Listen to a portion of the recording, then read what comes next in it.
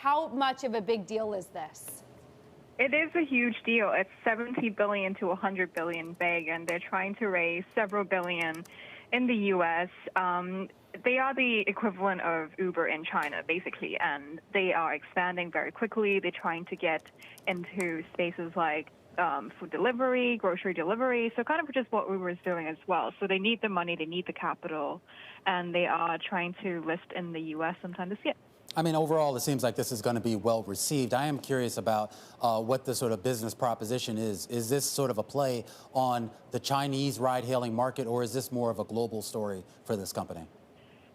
Yeah, so majority of their business is actually in China right now. They could be looking for international expansion, but I would say the expectation is that the bulk of it will remain in China. They have a very dominating leadership in China, though, in the ride-hailing space. So that alone would give them an edge.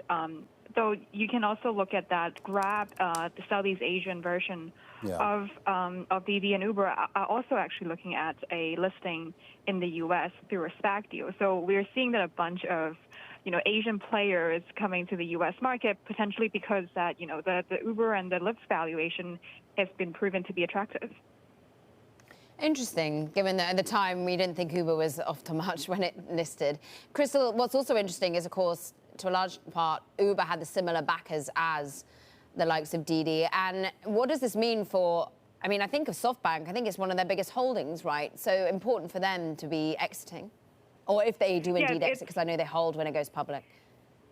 We don't know how much or whether will there be any secondary component in this listing yet, but SoftBank it is one of the biggest backer, and they have seen several kind of big exits in the plan. So this one, if it gets up to 100 billion valuation, will be a big win for SoftBank as well. And actually, Uber had a stake in Didi. It's unclear whether they still have it, but through the acquisition, they sold their China business to Didi back in 2016.